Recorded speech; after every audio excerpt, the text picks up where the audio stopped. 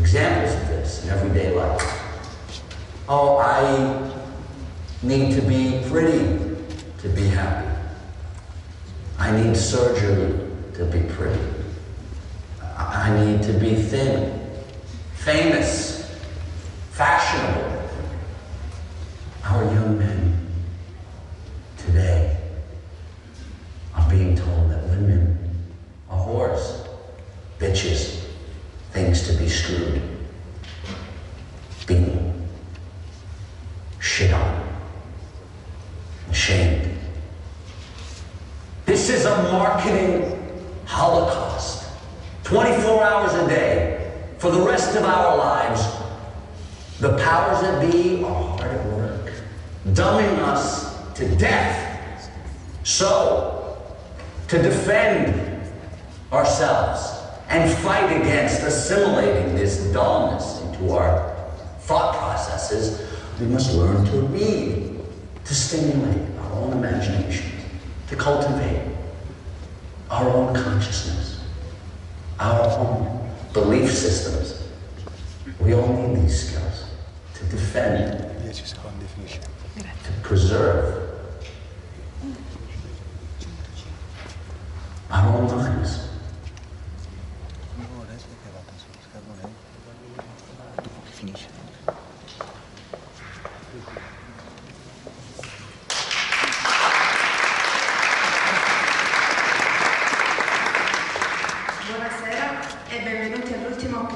Del nostro ciclo di incontri, Salta Prima di Guardare, Leap Before You Look, dedicati all'arte della scrittura narrativa.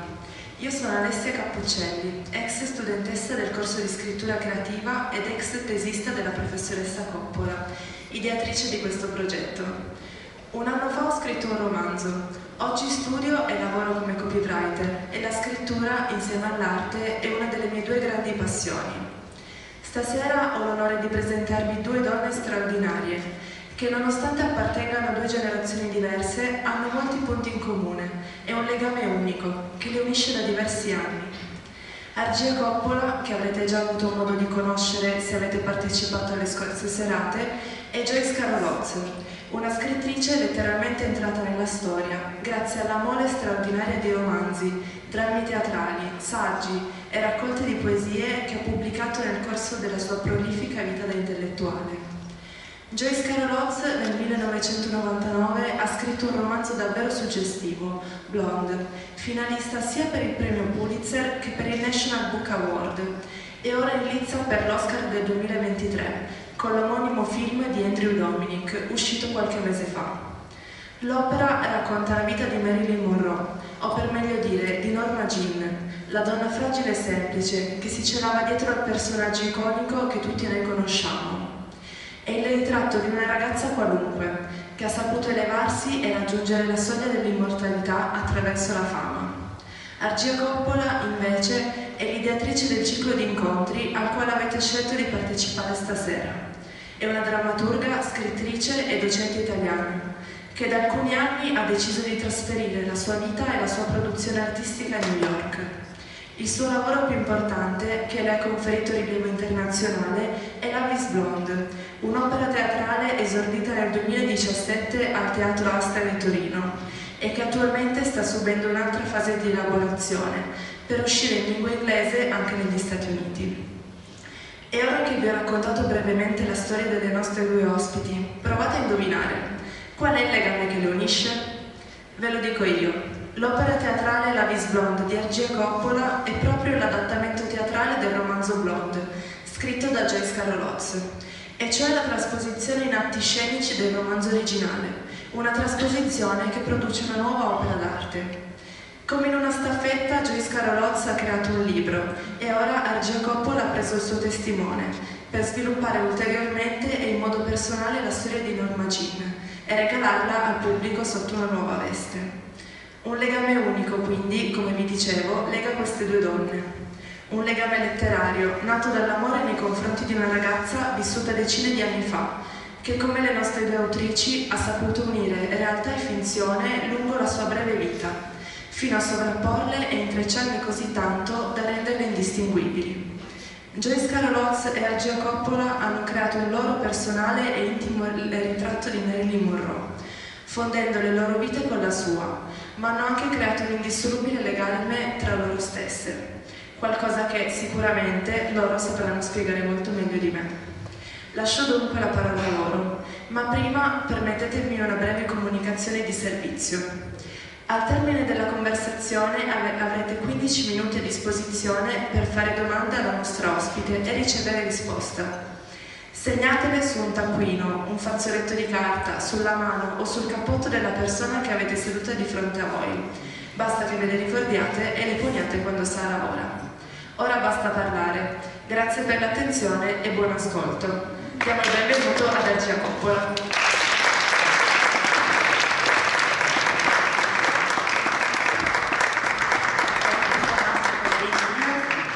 Thank you so much. Hi. Hello. Good morning. Can you hear me? Can you hear me? Yes. Joyce? Yes, I can hear you. Okay, sorry.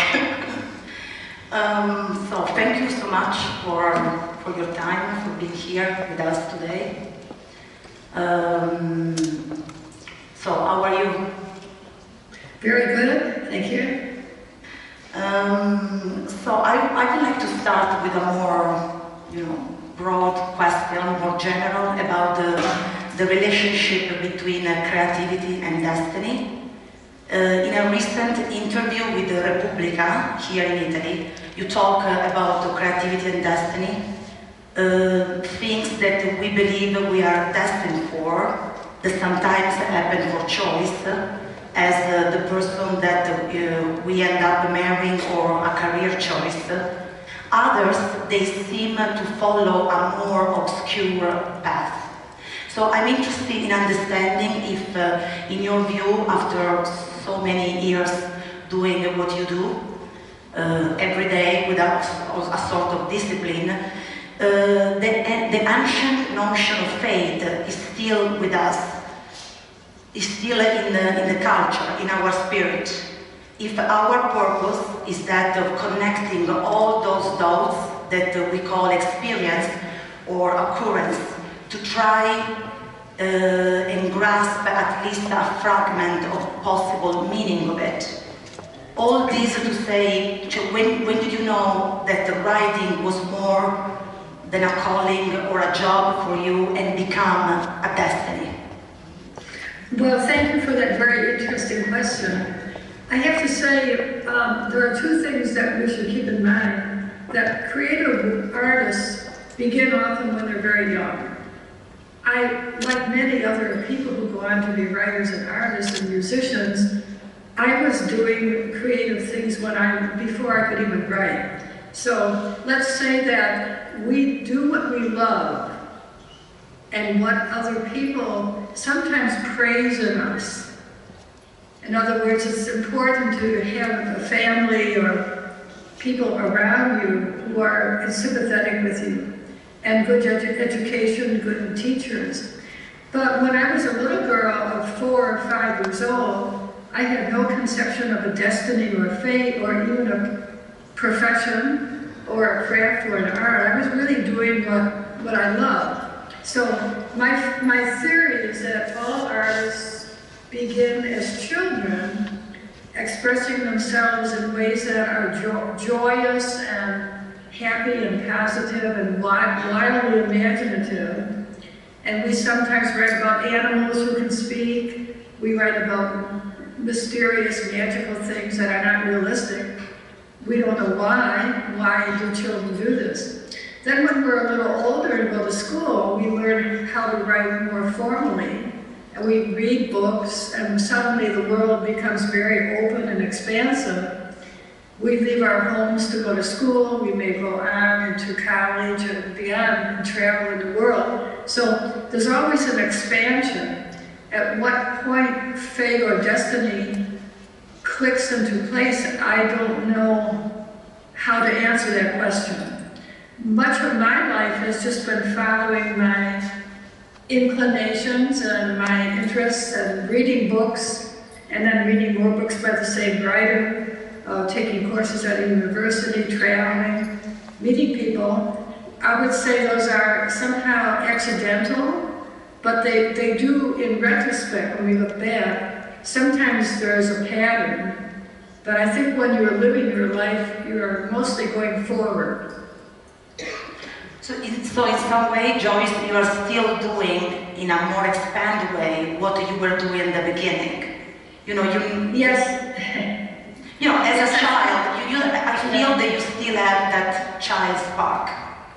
I see. Yes, I think that's true for all writers and movie makers, whether dealing with images, and probably the yearning to do that began when they were very young. When they went to the movie for the first time, you know, suddenly you see this whole new medium. Children who read books sometimes want to write books. And so I think it's an instinct in all of us. Thank you. You are considered one of the most prolific American writers of the century, I can say that. Did you ever deal, I don't know if this is you know, if it's a so interesting question, but it's a question that I receive from students a lot during the pandemic, and I experienced also myself in some way. Did you ever deal with a creative slump during your long career? Because there are many writers and students that sometimes talk about this. If it did happen to you, how did you cope with it, and what suggestion you have about it? Is this question, I couldn't quite hear, is it writer's block? Yeah, yes, okay. Yeah. Yeah, I use the slumps as a term, writer block, because, you know, you are so prolific that I thought, oh, you know, it seemed that she never experienced that. So I want to know if instead you experienced, but you cope in some way with it. Oh, well, everybody would have a block against writing if you're not prepared. Like, I write in hand, and I have all sorts of papers and maybe 100 pages of notes when I begin a novel. I do the preparation when I'm walking or running or just thinking or looking out a window, and I take notes. So if I didn't do that, if I tried to write the novel like next week, I wouldn't be able to. So people have writer's block when they're not ready to write yet. You have to spend time. I have all these notes on my desk, and I have many, you know, hundreds of pages of outlines and character descriptions and plots and chapters. And this is before I begin writing. So it's a sort of a pre-writing, we can say. Well, when people make movies, for instance, sometimes they prepare for years. It's called pre-production. And they have to do all sorts of things. There could be, you know, 100 people working on a movie of all different aspects of the movie. It can't begin filming until everything's in place. So the same thing happens with writers. If you're writing a novel, you have to plan. You need an outline, you need all sorts of preparation. With a short story, obviously, you don't need that much preparation, but I always have an outline, I always have notes. I never just begin writing. Okay, so we can say that there is no moment where the page is blank. There is no blank page in some way. Oh, right? no, not at all. No. Okay. Yeah, because I talk a lot with students about the discipline, and I have to say I learned this more late when it comes to the United States. You know, I understood that writing is not to immediately, you know, achieve the result, but just, you know, you are a writer if you write it. That doesn't mean that you are already publishing, but you have hours in your day where you actually do it, no matter what. Yes, and I tell my students who are trying to write novels, I say, you have to go for a long, long walk, and in your mind work out the whole story, the whole novel. don't come back home until you've figured it out in your head. Because many young writers just start writing and then they lose their energy, they don't know where they're going, they become discouraged and they give up. Don't begin until you know where you're going, including the ending, the very ending. Because if you know that, then you can do the writing. Otherwise, it's like getting in a car and driving into the country and have no map and no destination, and then you soon get lost. Yes, this reminds me a little bit the Artist's Way of Julia Cameron. I don't know if you know this book for block artists, where she said exactly what you say, Joyce, about the walking. Or she says swimming, you know, an activity that is regular can be also walking, swimming. And it's a book sometimes that I use myself during the pandemic or other, you know, moment of lost, where you feel lost. And she say actually exactly this. And it's interesting because people think that you write with the mind, right? But you know that the walking is a physical activity. Yes. So you need energy, you need the inclusion of the body, right? Are you agree? Yes. Yes, and I try to imagine a novel as if it was a movie in my mind. Not words, not writing anything down, but thinking. It could be a play also, a play or a movie. Something that's really happening. And then the novel describes it. The novel's description of what has happened. So you don't get paralyzed by writing some sentences down, because the sentences are not the point. It's to get that sense of a reality, of something dramatic and exciting. Yes, something that come out in this other evening is that it seems that the sentence is the highest point of the point of the iceberg. It's not the actual writing. It's the end, you know. It's not the sentence.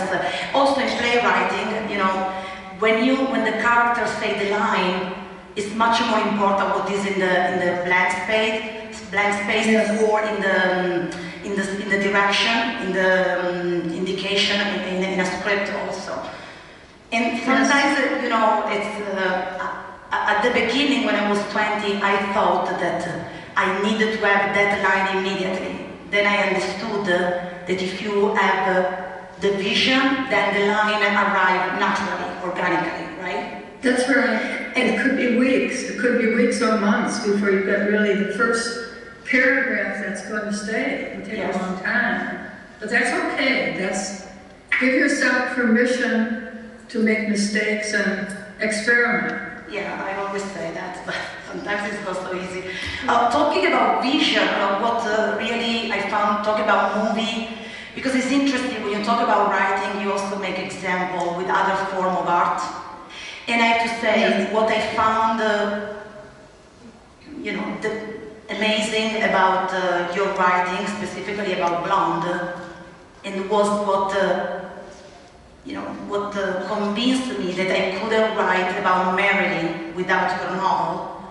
At the time, 2012, so the bookstore, the library, the bookstore where I always go in Turin, he said to me, you know, I was saying, but there are some books about Marilyn, and he said to me, oh, you can't avoid, and he mentioned your book, but what he immediately said to me, you know, it's a movie.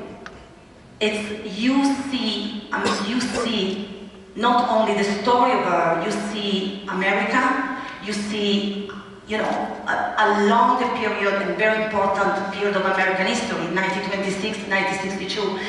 And you know, because he knows I was working in theater, so he said, this novel is very, it's visual, there is a lot of visuality. Yes, yes. So, recently, as we say, finally, you know, a movie adaptation was done about this book, and you know, for an adaptation, you know, the book, there is time, there are many pages, the reader can leave the book, keep the book, leave the book, come back the other evening. With the playwriting and screenwriting, you actually have 2 hours, maybe 3, to say, it's a very compressed form of art. So I think it's an incredible, exciting, but challenge to do that, because you face you face the choice. You have to make choices. Mm-hmm. So I'm interested to understand, as you are the creator of the original, of the source. So now that the book come out, I know that the other of your writing became a movie, not Blonde, the other before, so was not the first. How you felt, how was this experience for you? Because I think you are very aware that when you write, you see it. But the process to give your source, your baby, to another artist, how you feel at the beginning, how you feel now at the end, how was the process for you? Well, I'm very interested in other artists, and I think acting, performing, directing, adapting someone's novel, those are other forms of creativity. So I tend not to be critical. Yeah, I know. My novel is about almost 1,000 pages long, so anyone who made a movie would have to select. So Andrew Dominic selected a story, and when you make a movie, you have scenes, one scene after another, and that is how you tell a story, by selecting. So Andrew had to leave out much of the novel. Maybe he left out 500 pages of the novel, 600 pages, because he had to focus on certain things and then he left other things out. So people often ask me how I feel, and I don't have strong feelings. I am very often sent short films that film students, graduate students in film programs have adapted my short stories, quite a few of them. So they send me these videos that are maybe 10 or 15 or 20 minutes long. Some of them are remarkable. They use music, and they're young actors, and the budget is very low, but some of them are quite beautiful. So I don't have any negative or critical reaction at all. I find it fascinating. And when I saw Andrew Dominic's the first cut or the first version of the movie. Yeah, I remember we talked a little bit about that. I remember. Yeah, I found it. Well, it's just fascinating. He has taken some dialogue from my novel. I recognize it. But then most of the movie is silent. Like dialogue is not that much in a movie. There are visual images that are very, in some cases, very nightmarish. And very black and white. I felt very and black, yeah. Because when I studied the novel, for me, also your musical choices was a lot of music in your, there is a lot of music, and I always felt so much color. So it was interesting to see a different point of view, because for him it was very black and white. Are you agree about that? Well, Andrew Dominic was focusing on Marilyn Monroe as a victim of men. So that's the bottom line. She is portrayed as a vulnerable, very gifted and beautiful young woman who never really takes control of her own life. Now, I don't see Marilyn Monroe that way entirely. I think that she's a person who was victimized, but that doesn't mean that she is a victim. I agree. She had there are many, many other things that she did in her life. She had a wonderful sense of humor. She was very funny, and there's none of that is in the movie, because it's Andrew Dominic's vision that here's a beautiful young woman who is exploited by one man and another man and another man and another man and another man, And so she basically is a victim of men. Now, I wouldn't exactly argue with that, but I think there was much more to her personality and her career. Honestly, Joyce, in your book for the first time, because you know, the production about marrying after a death, it's huge. There are so many books, so many pics, photographer, the quantity of material is almost overwhelming. But when I read your novel, I really felt, for the first time, I hear very clear, I see, you know, the part of the victim, Mary, her child, the relationship of the mother, how she became very famous, all the second part, but always I have the voice, the clear and very complex voice inside the body of Mary of Norma Jean. Yes, you took out this voice that is incredible. It's an opposite voice. It's very different. You use also a lot of poetry. Many, I don't know if many people know, but probably yes. They publish their poems. You know, Mary Monroe is a huge production of poetry. That we are not here to say good poetry or bad poetry, but she, you know, she writes a lot to bring out the Norma Jean voice that in your book is interesting because it's a constant in and out, the body of Mary and the voice of Norma Jean. Yes, that's a good point. Well, the novel begins with the blonde actress who's Marilyn Monroe. She's sitting in a movie house and she's watching a movie, and that movie is her life. So the whole novel is like Norma Jean is looking at the movie of Marilyn Monroe with a kind of astonishment and bemusement, sometimes a sense of humor, but she's a bit sarcastic. I mean, she has all these reactions, saying like, oh, this comes next, and oh, this happened, and this happened, you know. She's kind of sitting in a movie house, which I think we could all do. We could imagine that we're sitting in a movie house and watching a movie of our own life. You know, beginning when you were a little girl and your parents, and just sort of seeing what's going on as if you're a second consciousness.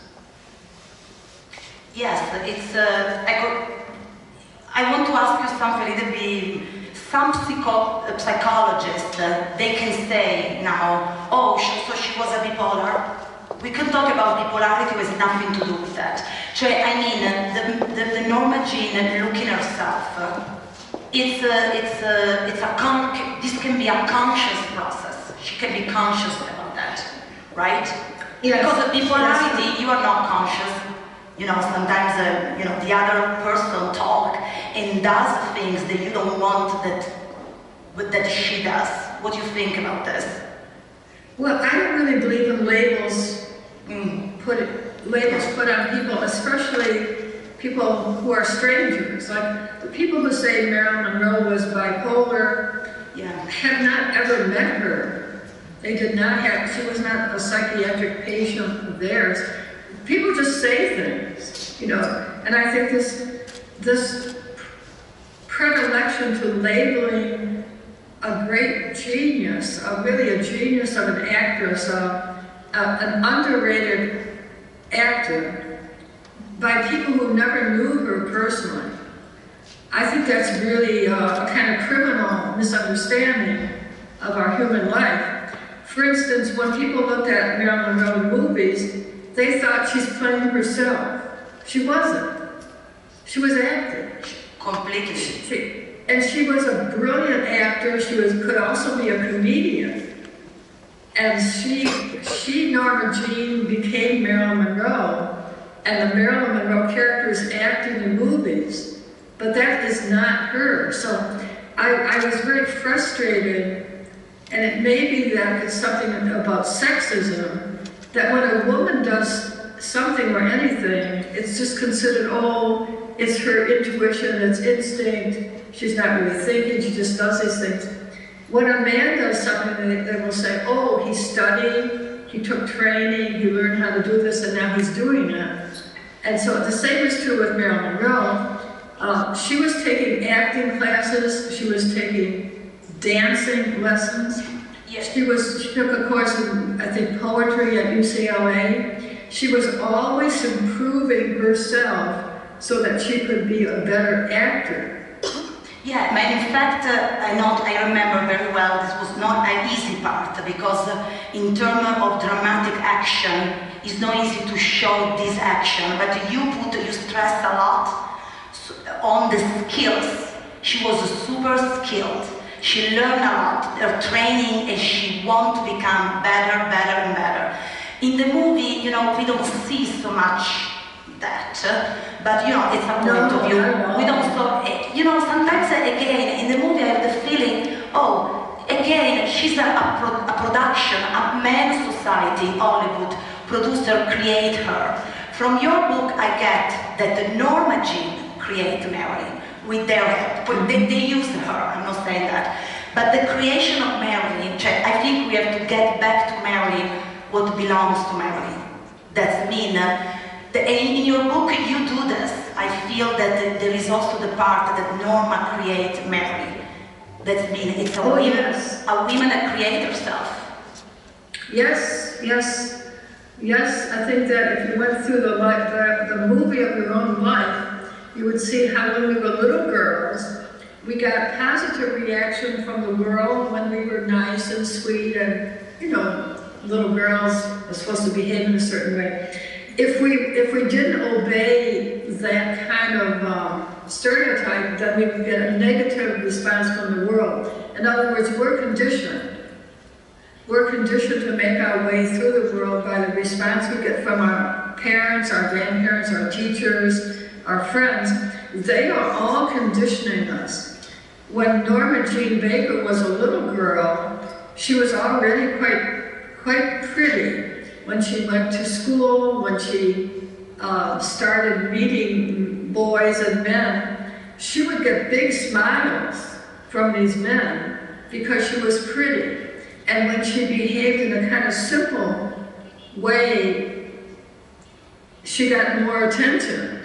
In other words, she wasn't sarcastic, she didn't stress her intellect, she was learning to play the cards she'd been dealt. And also to manage their power, the power that the body has. She was learning in some way the aspect that she make.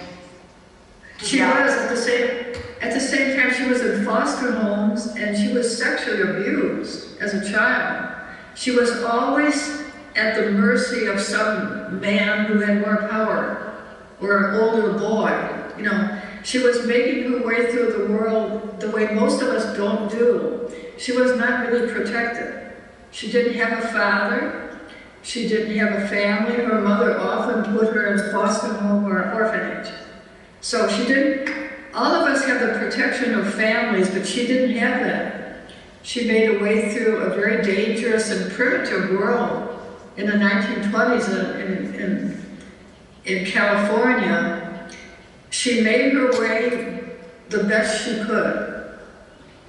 In this sense, I think that, I think she's, I remember one time that you told me when she became Mary very famous, she was not only a victim, she learned because she has to survive, and also because she was ambitious to be also manipulative. There is in your book, there is a part where we see Mary as a businesswoman, almost, I think. Just someone that knows that manipulative man, also she's able to do that.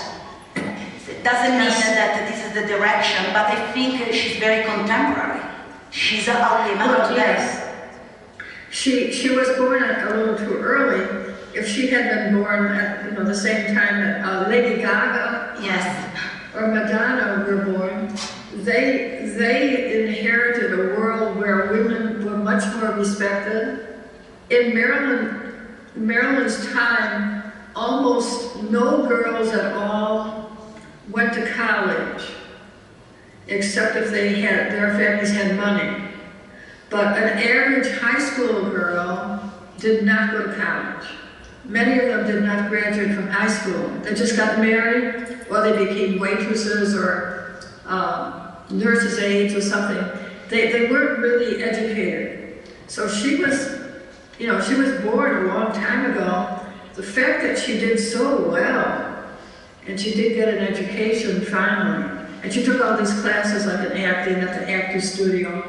I mean, that alone is quite extraordinary. Yes, and another thing, I don't know if you want to speak too much about that. What I noticed that in your book, you finished the book. I think at the end of the story is more difficult to manage. But it's important also how, when you teach, a lot of students, professionals say, oh my God, I have to finish. I think finish a novel, finish a play, finish a movie is not easy. Because the audience, they remember how you start and how you finish. It's very important. And in this in particular in movie, you remember the end. And in your book, I found it very fascinating that you gave us and yourself almost 5 options. You created this.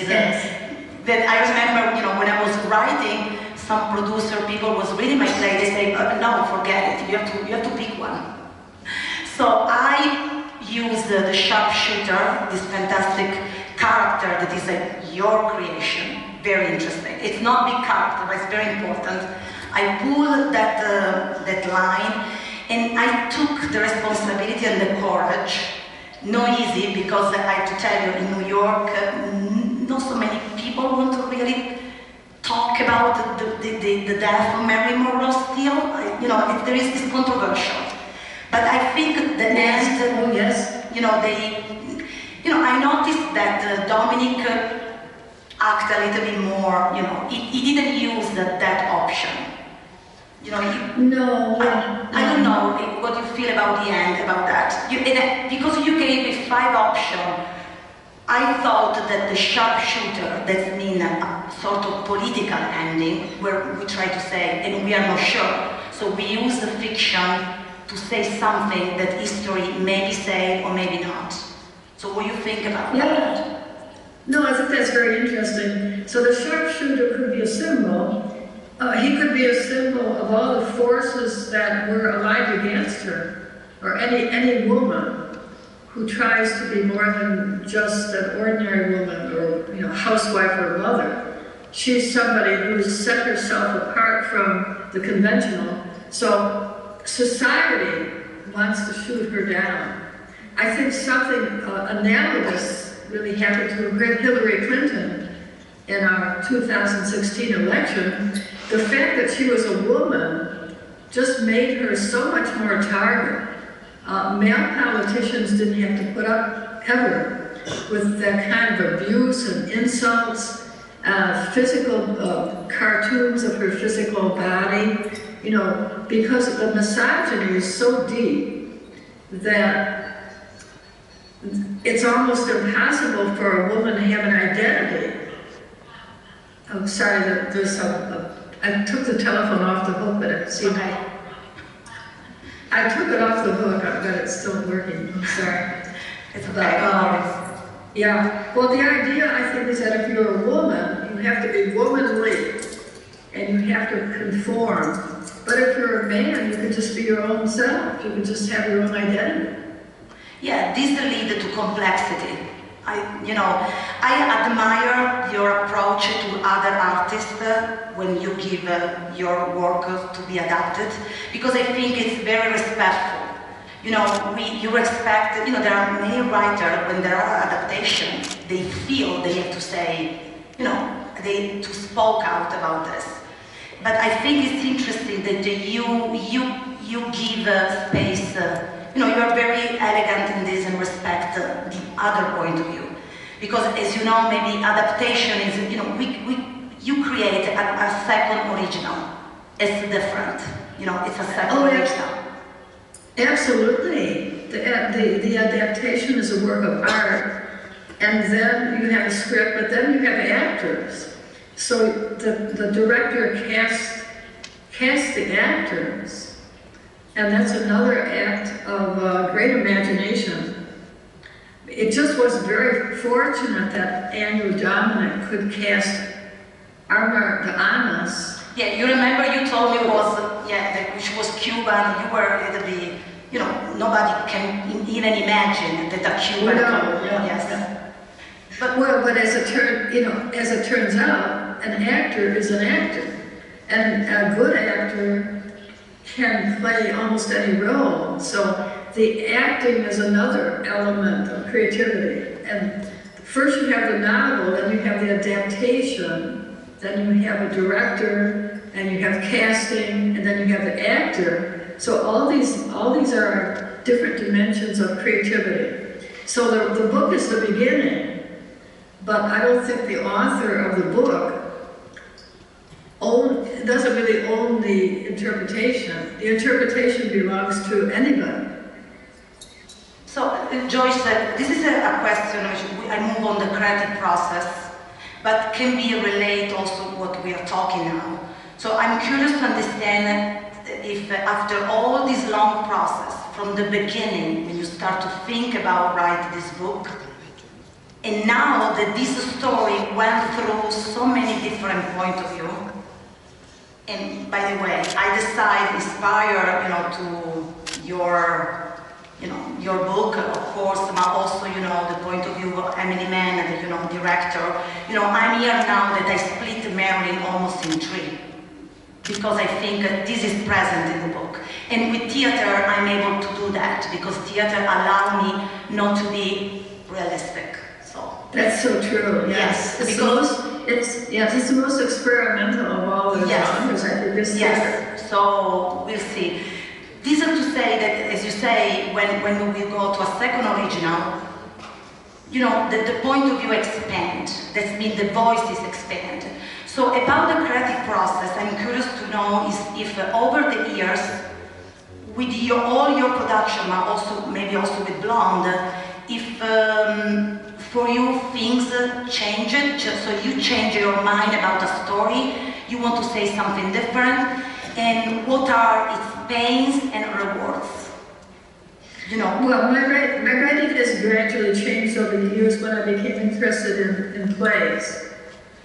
Because plays are based right? Plays are based upon dialogue, so you have to have scenes. It has to be dramatized as a scene. But in a novel, you can say, once upon a time there were these people. You could have a lot of narration in a novel. So I'm more interested now in scenes, dramatic scenes. People are relating to each other through words, but also gestures. And that is what I focus on in my novels. It's one scene following another scene. But I think in Blonde I saw this. There are some chapters that they can become, with the very not so many changing, a scene. I remember Miss Golden Dreams, when when you completely tell us what's going on in Norma Jean when she had to do this very famous nude that, the nude of Playboy, everybody can remember that. The people as the nude. What you did, you tried to go back and say, what's going on with Norma Jean when she had to face this decision and this action to get, to do the nude. And she was very young, and we know why she did it. So I think I felt that you did, the chapter was perfect for a scene. I use it, and was a sort of autopsy of her. My most recent novel, which is called Babysitter, is very much a movie. Yes. It's like each one scene, it's the first chapter and the second chapter, It's all kind of a movie, and the person who's the woman, the protagonist, she really feels that she's in a kind of strange movie and that she has to complete a scene. Like, why am I doing this? Because I'm in a scene. I feel often in our lives we find ourselves doing things and saying things with other people. We don't really necessarily want to be there, but we have to play out the scene. Like, it's our responsibility. I thought this was very perfect for Marilyn Monroe, but probably you think it's also about other characters, other women, or other men. Not only her. Yes. That she was an actress, so, she... Yeah, and then when you have scenes, you can also have quiet interludes where the person is alone and thinking. You know, it doesn't always have to just be dialogue, but basically the skeleton of the novel is one scene after another scene after another scene. And in this case, Joyce, how you manage the narrative voice, cioè the voice that brings the story forward? Well, the narrative voice is filtered through the voice of the character. Okay. So I wouldn't have a language that wasn't appropriate to the character. So I imagine for Norma Jean Baker a very intelligent but somewhat droll voice, like she's being amused, or she can appreciate the irony of, or she has almost a sense of sarcasm, you know, things that are said to her. She doesn't necessarily just swallow everything people tell her. Yeah. She doesn't argue. She seems to be passive, but she isn't. She's thinking. You use a lot of italics.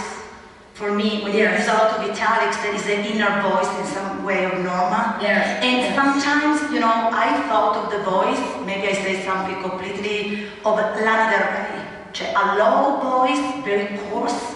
You know, Lana Del Rey, the singer, you know, not the opposite of the high voice that everybody thinks is the voice of Mary. The opposite. Very, you know, a voice strong and low pitch, not high pitch. Well, that's an interesting idea. Yes, it was well known that Marilyn Monroe's stage voice was not her own voice. Yes. I mean, when people called her on the telephone, she would answer the phone in just an ordinary voice, you know, hello. But if she was out in, you know, at a publicity gathering or some sort of public place, she would play this little breathy, little girl kind of manner. But her real self was Norma Jean Baker. It wasn't like that. Yeah, so she was a very good actress, we can say, was a genius. Yes. I agree about this. About this, there are, I think, I don't know, more in Italy probably. You know, I ask a lot of students about, do you like the movie? But, you know, sometimes they understand that she was good in comedy, but I often have the feedback of people that say, she was good, but she was not a real actress as Lauren Bacall. You know, I say her name now. You know, and I don't agree about this. I don't agree about this so much.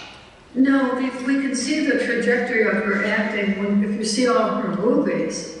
Her early movies were certain performances, and then she did Don't Bother to Knock, which was her first role as a star. I mean, she had a good building with Richard Widmark. Now, she's not glamorous and she's not singing and dancing. She plays a role of a very emotionally disturbed girl. So she's acting. But then the next movie, I think, is Niagara. And she's playing this femme fatale, and she's just so sexually provocative and so beautiful. But that's acting. Then the next one after that is Gentlemen Who Wear Wands. So she learned how to sing and dance. I mean, she didn't know how to dance, they taught her. She learned how to dance. And she's playing kind of a very simple-minded, childlike or infantile woman. She's just playing, playing that role. But in Gentlemen Prefer Blondes, the famous piece that Madonna did it, you know, the one with the man, the director of the play in Italy, she see this scene over and over again, and she said to me, she's very precise. She's almost as a soldier. And you say this in the book, she's rigorous. Everything that she does is not casual. It's not only sexy, it's a real perfect performance about moving, dancing. It's pretty remarkable. It's not by chance, you know, she studied for it. It is remarkable that somebody who comes almost from nowhere could learn to be so professional. You know, when you're singing and dancing with all the lights on, you're wearing these high-heeled shoes and wearing very tight clothes, and being able to do that, you know, for 5 minutes, let alone long periods of time, and doing it over and over again. I mean, the women, the Hollywood women who danced and sang are really remarkable. Their costumes would alone be very challenging for most of us. Yes, thank you. So maybe we can, but I was interested to know how we can open to the audience to see if there are questions. Just before do that, do you remember exactly when you decided that you want to write? So when you want to write about Marilyn, you want to write about a character that represents America, or you were really passionate of her? You know, how you get to her? How you arrived to decide to do this big, big project? Yes, I remember very, very clearly. I was in the library in Princeton and looking at, I think it was a history book of popular culture. So I was turning pages and I saw this picture of a girl whom I did not recognize. She was about 15. She had brown hair, very curly. She's very sweet, smiling. She was, as I said, about 15 years old as a high school student. And then it said, this is Marilyn Monroe, when she was Norma Jean Baker. And I was totally shocked because I thought, oh, that's who she really is. So she had bleached her hair platinum blonde. She had some surgery too, a little bit of surgery on her mouth. Yeah, I think it's the first actress in Hollywood that started to do it, the first. Yeah, well, she had to do it because she was a starlet in the contract. But when I looked, I did a little research right there at the, in the library at that time. So I learned that she was 15 or 16 when this picture was taken. And then she was about in her early 20s when she became Marilyn Monroe. And then when she was 36 in 1962, she died. In other words, she had a very small, very short career. And when you look at that snapshot, you cannot begin to imagine what's going to happen. So I thought that girl was having her picture taken. She had no idea, of what was coming. Now, most people don't really know what's coming, but what is coming for them may be much more conventional and traditional. If she had not been quite as pretty, she would just have gotten married when she was about 17 or 18. She would start having babies, and she might have just been, she might have been a happy wife or housewife, or she might not have been happy, but we would not know her name. It was all so accidental and amazing. Yeah, so a destiny. It seemed that, I don't know, I always felt that she knew that because she had nothing, she had to embrace what God decided for her. That was much bigger than she was. But I think from an artistic point of view, Andy Warhol did what he did with her for a reason. She was really iconic in the capacity to embrace the destiny, to say, okay, I do it. I give my body to do this. Until, an ending that it's not the ending that... Well, she wanted to be a good actress, so, she wanted to play Chekhov. Yes, Macbeth also. It was because Arthur Miller wrote The Misfits about her, with a role for her. He really made her go back to Hollywood. He needed money. She could have stayed in New York City. Actually, she would be alive today. I agree. If she hadn't gone back to Hollywood. Yeah. And then it all fell apart. But she was being asked to play the same roles at the age of 36 that she was playing when she was 20. and she felt trapped, that they always expect this girl, woman, or baby-faced infant. They don't expect a mature woman. She wanted to be allowed to be a mature woman and be an actress. She could have stayed in New York. Now, she probably wouldn't have a career in the movies when she got to be 40, but she could definitely have a career in New York. I think her biggest dream, I read the last before she passed away, she really wanted to do acting. She wanted to be on a stage. It was the most important thing for her. So this is also the reason why I think theater and even comics, they can be, even after the novel, a very good tool to say a different story. Because it's the place where she wanted to land. Was her desire. Sometimes it's a desire that she never was able to fulfill. So. Yes, well, partly was the time, the era. Because as I say, girls didn't get educated. I'm sure the same thing is true in Italy, at the same time. Very rare, very, very rare that a woman would be allowed to go to university and become a lawyer or a doctor. There was very little that a woman could do if she didn't want to get married. So part of it was very bad luck of time, and also Arthur Miller gave her the worst advice, and their marriage wasn't good. He was jealous of her. If she'd been able to so save herself from him, stay with the actor studio, she would have been cast in plays in New York and would have had a different career.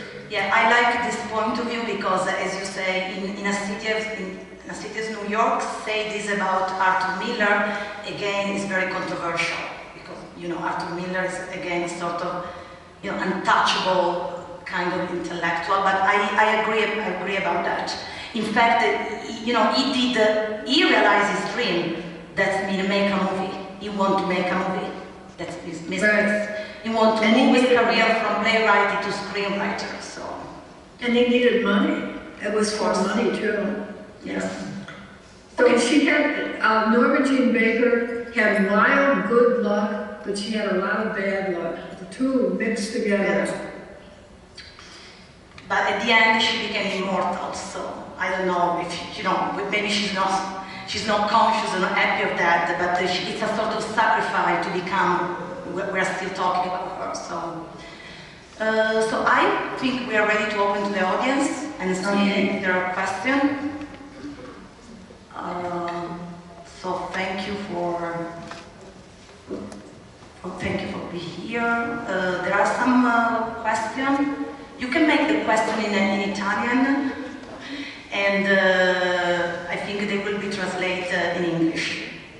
Or you can also make in English, but they translate it in any case. Okay, we start with a silly question, she said. Good evening. I think Ed White wrote in one of his books that you were friends. And if this is true, I just wanted to know, out of curiosity, if you read his books and if there is one that you prefer. And the second thing is, if you read contemporary writers and if you are friend with some of them. Well, of course. I mean, obviously, I'm a friend of Edmund White's. Of course, I have read his work, and I read all the time. And of course, I'm friendly with writers. So, I mean, your question seemed to suggest that I live in some faraway place where I would never get, or there's not even a library around. Well, I like a lot of Edmund White's short stories are good too. His memoirs are wonderful. A Boy's Own Story is his breakout novel. That was the first novel of his that sold many hundreds of copies of the novel. So that A Boy's Own Story has been made into a graphic novel. In other words, it's like a comic book now, but very elegant. It's very elegant, kind of about a boy, a gay boy coming of age in the 1950s, I think. Yeah, I'm very good friends with Richard Ford, and my dear friend Russell Banks passed away last month. And Sharon Olds poet and Lloyd Moore. I mean, I know Salman Rushdie not too well, but I know him. It's kind of a small literary world in the New York area. In this sense, Joyce, you internationally, there are some, I don't know, Italian, but also European writer. You know, I followed this, it was a very good, interesting question that you read, you like. Well, I don't really like to list the. Yeah. I don't like the list parties because I always forget somebody, and then, I mean, if I had known I'd be asked the question, I would have it all, you know, written. But I think being interviewed, one sometimes says things that are incomplete. Yeah, and you can't get that. Okay. I respect that totally. So there is another question? Yes, we have a question there. Buonasera, ciao Gia. La mia domanda è questa: per la realizzazione del film Blonde, la sua personalità, quindi la sua scrittura e quant'altro, è stata o no presa in causa da chi ha fatto il film per, non lo so, il casting dell'attrice piuttosto che alcune scene, la realizzazione di alcune scene? E se sì, lei si è sempre trovata d'accordo con loro o ha avuto qualche diverbio tale per cui è stata rivista magari la scena o cambiata perché a lei non piaceva come era stata realizzata? Una curiosità, ho visto il film e volevo capire, non ho però letto il libro, quindi volevo capire l'interazione tra autore del libro e realizzazione del film. I first saw the screenplay maybe 15 years ago. So I read the screenplay, which of course is very selective, and I thought it was excellent. I thought it was excellent, you know, given the fact that it's not going to be the novel. And then years and years went by. The director was trying to cast the movie and trying to raise money. I think we have no idea what it is to make a movie. People are not giving opinions. People like the writer, the author. Nobody's giving any opinions except people who have power, maybe the producers or the director, people who are literally making the money, making the movie, requiring a lot of money. They're not open to random suggestions from anybody. I mean, I wasn't asked who would be cast in the movie. The director has to try to get an actor who's very good for not too much money. You know, it's a matter of bargaining and agents, and goes on for years. There were 3 women who were originally, Naomi Watts was the first person who had signed up. And then so many years went by, she was no longer young enough. And there was another actress that the director chose, and more years went by, and she aged out. Then Ana de Armas was cast, and this was the time when the movie was made. So that allows you to know how kind of chancy it is, and much of it depends on money. It may not be the same with drama. It's not the same with writing in fiction. You don't need a lot of money to be a writer. But to make a movie, you need millions of dollars. Yeah, in theater, you know, if you are off Broadway, maybe you can. But in this case, with 10 actors, the music, the setting, and off-Broadway New York, it's already very high budget. A budget that in a country as Italy, they cannot afford, for example. You know, the budget that we talk about New York. Yes. It's, also because we know the rent of theater in New York is very high. But trying to make a movie, I would think, is heartbreaking. Yes, the movie is even more. I imagine. Because when a director is quite famous, even if the movie, the preceding movie didn't make a lot of money, that director has a hard time making a new movie, even though he or she is famous. It's really not a matter of the reputation. It's a matter of how well the preceding movie did. Thank you. So there are other questions? Curiosity you want to share? Okay, we have two questions. Actually from two of my very good students. Buonasera.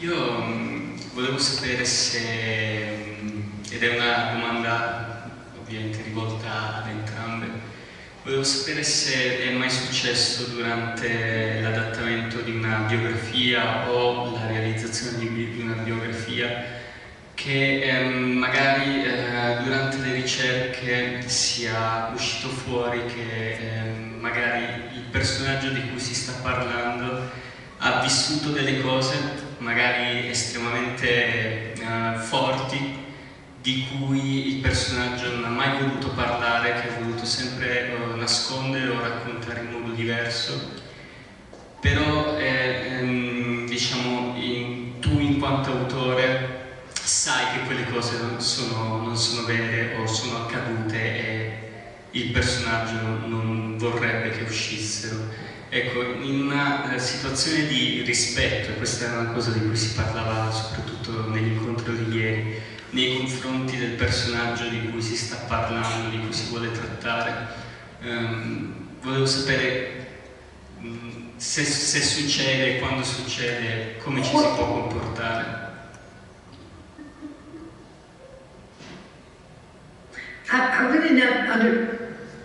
I'm not sure I understand. There were many novels and books, say, written about Abraham Lincoln.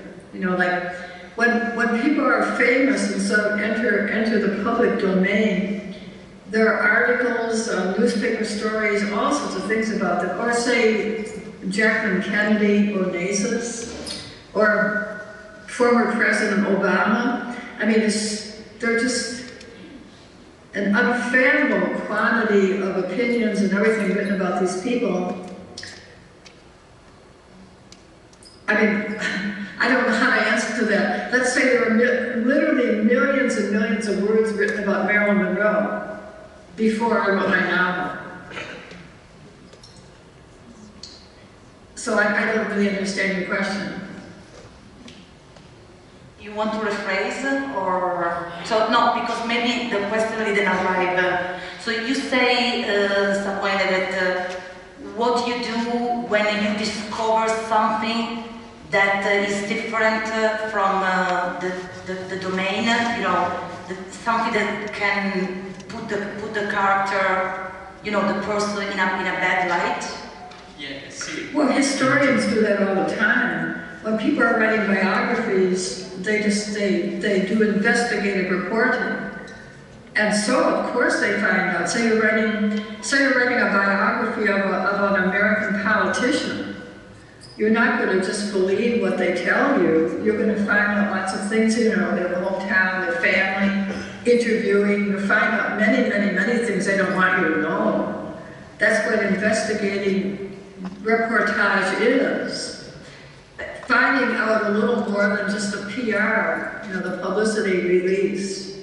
It's up to you to find out more of the truth. Now, there are many things that are embarrassing to people, they're sometimes criminal. There are sometimes people who die and it's discovered that they've been embezzling money. You know, sometimes women have sometimes lost their husbands and discovered they had other families. Or they spent all the money, or they were not the person that they thought. It's probably the case that everyone in the public eye has some, we say, skeletons in the closet, is what was said. So I think a serious writer would have to write about that. In other words, you're not just doing publicity for people. What I can add, Joyce, what I noticed, what you did in your book sometimes in Blonde, it was very interesting. There are some parts, and you do this through the style, probably through the creative writing. Sometimes you tell the story, but you put with italics what the people, you know, there is the list of the lover, was very, very funny. I love it. You know, you put in the book was very clear that the voices, what the people would say about her, so everything, these arrive from newspaper, but you put in a way that you allow the audience to make this question, is this true or not? Right, but sometimes it's so ridiculous. Yes, and the effect is sarcastic. The kind of ridiculous scandals and lies that are told about anyone in the public eye. You know, making up things. Marilyn Monroe might have been called a communist. You know, she was not a communist. Yeah. Or this list of lovers. Sorry. Yes, it's so ridiculous. Yeah. You know how people know that he really slept or make love with all these men, but this was people were saying. That's what people were saying. Yeah. So gossip.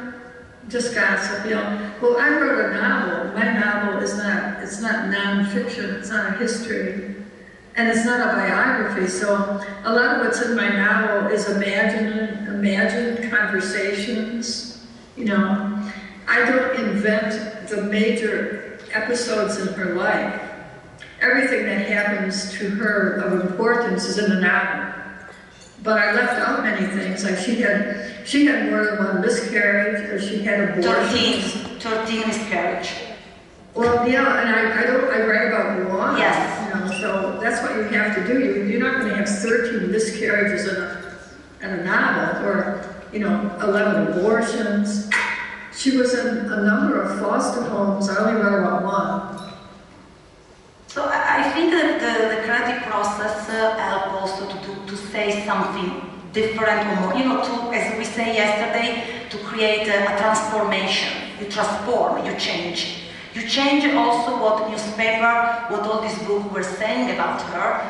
Doesn't mean you say the truth, you move the point of view. And this is important because when you move the point of view, you allow people to ask themselves more. And also ask this, was this true? Maybe I go to check this. Was this really true what they say about her? This is the type. You know, also make question. Give the audience the possibility to make question. Okay, we have... we know subsequently to Marilyn Monroe's death, new revelations are made all the time because the people get older and are willing to talk a little more. So we know now that the Kennedys and the FBI had a lot to do with covering up John Kennedy's relationship with Marilyn Monroe. They really did a lot to expunge the record. They took away material. Her phone records were expunged. But I didn't write about that because my novel ends with her dying, and there are many theories now of how she might have died, or who came into her house after she died and took away things. I mean, somebody did, so it's probably the FBI. But I don't have that in my novel because that's posthumous. Yeah, the last tapes of Marilyn Monroe is on Netflix also. You know, this research they did after. They did after. Very well done also. So, was very precise. But I think with the sharpshooter, if you allow me, Joyce, to say, you open a window about that. You know, you open a window with the creativity to say, okay, she was a target. Let's say that. Oh yeah. As many others. She was not the only one. You know, the sharpshooter appeared in the beginning of the book, and he is very interesting because he follows people. You know, he grow as she grow. He become famous, and then Marilyn Monroe was assigned to him as target. So this is very interesting because also his career is going to grow. Okay, I think we have still one more question, or I don't know, maybe two. Buonasera. Io volevo chiederle, nonostante la sua numerosissima produzione letteraria, volevo chiederle se avesse mai avuto un momento di blocco, il tipico blocco dello scrittore, oppure se si è sentita demotivata alla fine di un libro, se si fosse sentita vuota, come quando un lettore finisce di leggere un libro, dice adesso cosa succede? Qua è tutto finito. E volevo chiederle se anche per lei fosse la stessa cosa quando finisce di scrivere un libro, se si sente in un certo modo vuota e spaesata. Grazie. We talked a little bit about that before, but I don't know. Well, I have many projects that I'm working on, and in the when I same finish time. them, well, no, but I was saying earlier that I have all sorts of notes. So when I finish one novel, you don't really finish a novel on any day. Sometimes you put it away for a few weeks and work on something else.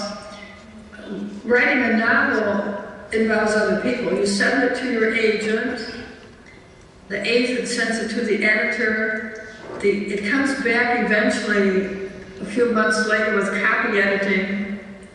It comes back again as page proofs, and then it comes again as final page proofs, and then it comes again as a book. So all along there, you can always be revising and changing. You know, there's not one day when you say, I'm all done now. That never happens. There have been some writers, like Saul Bellow, when they got the galleys, they would start rewriting and like have a new draft. And James Joyce's Ulysses was like that. When he got the galleys, he wrote 1/3 again the novel. That much changes. So you don't have time to be empty. Now finally when it goes out, then you turn maybe to the notes that you have for the next novel. But it's a much more complicated process than people think, because it's not any one day when you're all done.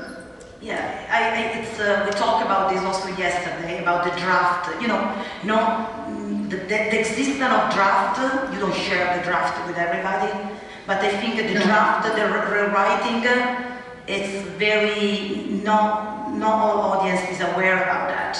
You know, of Love is Blonde, I have 45 almost draft different, but you know, so they exist. So it's yeah, another thing that people don't know is that when a play's in rehearsals, it goes into previews. And after the first preview night, the playwright and the director may be changing the play. Because in Italy, Joyce, this doesn't exist. So this is very interesting. We don't have this here. We don't have preview. When they open, it's that. And okay, but you have rehearsals and you have the tech rehearsal, which is long, complicated. But yeah, you make changes. Yeah, but you can have opening night and something seems wrong, and then the next day you fix it. In other words, there's not necessarily a time when it's just perfect, because if the play runs for quite a while, you have to have a new actor in the title role. Somebody new comes in, and that makes a new play. So it doesn't really, it's not impermanent. Yeah, these allow the writer to still change it and working. You are actually writing. Although these are writing, you are writing in some way. That's what the theater is. The theater is really like this continuous rehearsal and changing and you know, sometimes you don't publish it. You know, you don't always publish it, so there is never a moment that it's on the page. You know, there is the script, but you share the script not with everybody. You know. Well, I did a play with Emily Mann some years ago. Emily Mann encouraged me or commissioned me to write a play. It was like a serious comedy. And after, I think, the previews and maybe even opening night, we were still changing it. Because you get audience, you know, you got audience reaction. Sometimes you need more work, sometimes you need less, cut a little, yeah. Yeah, this is fascinating about theater, I think. Do we have some other question? Yes, we have one here. Abbiamo parlato di approccio visivo alla scrittura. Questo mi ha richiamato alla mente invece l'approccio ritmico di cui parla Virginia Woolf. Mi chiedevo quindi se per lei fosse ugualmente importante la musicalità delle parole e la scelta delle parole, o se questa espressione visiva della scrittura sia data da un approccio più generale. Se quindi l'attenzione è più sulla frase per lei, sul paragrafo, sul contenuto, oppure se ci sono dei momenti in cui si incaglia sulla scelta della parola, e se in questo caso è disposta a scendere a compromessi per andare avanti, o se c'è una scelta anche un po' ossessiva, e se sì, quanto ossessiva della parola, o se pensa che si possa sorvolare. Well, first I imagine the story. I try to envision it. And then I take notes that are just rough. And then I try to find the language that's appropriate for that story. So it's a process. And I'm definitely looking for the right rhythm, the right punctuation, the right... With me, I like to have short paragraphs and long paragraphs, short sentences, long sentences. I try to vary the rhythm of the prose. Now with Virginia Woolf, it's almost all stream of conscious. She doesn't have scenes that are really, you can put on television or on a stage. She doesn't have people talking in the way that Hemingway does. It's mostly people are thinking in their minds and having impressions. Like Mrs. Dalloway is just filled with all these thoughts. Mrs. Dalloway buys flowers. Mrs. Dalloway does this. Clarissa does this and she does this and she does this, but she's thinking in her head. It's not that she's interacting with other people. It's a very different kind of writing. Virginia Woolf almost never describes people physically. You don't see what they look like. You hear their voices.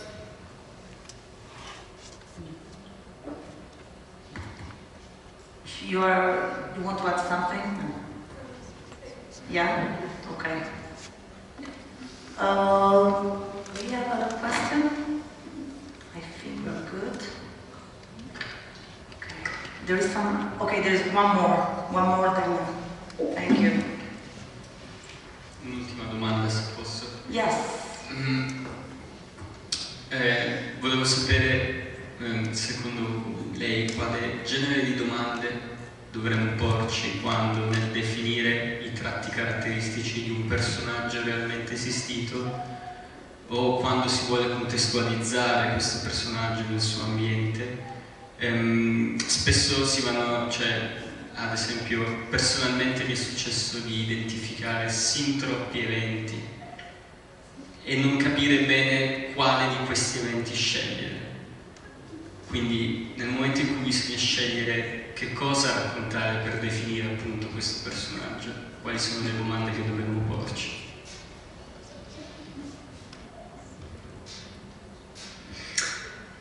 Well, if you're writing about a historical person, obviously read as much as you can. Read the biographies and read anything you can, personal accounts, and if there are films or videos. I mean, otherwise, I can't imagine not having a lot of research for something like that. As I said, I watched all of Marilyn Monroe's movies, and I read quite a bit about her, but I spent a lot of time watching her acting, and I saw a number of her movies 2-3 times. I've seen scenes from Some Like It Hot maybe 20 times. You have to just do that work. And if it's not, Joyce, historical, you write down a question about the life of the character you are working on, or not? No. So you don't work with questions. What type of question?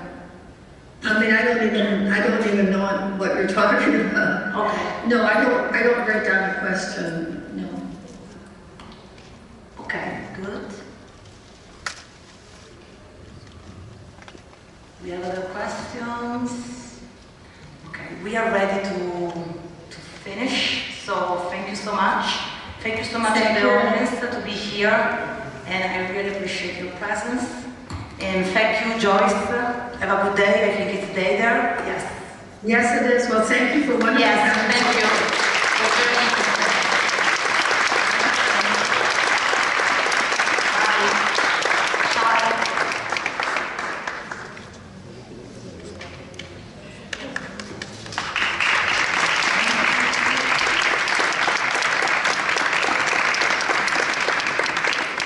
Before you go, because this is the last evening, I just want to say some thanks. Parlo italiano, sì, ormai sono dentro la voce inglese e non è così facile proprio spostarsi. E vorrei ringraziare tutto il team di questo evento, Salta Prima di Guardare, che a parte la sottoscritta è fatto principalmente da studenti, quindi Igor Gribaldo prima di tutto, che ha organizzato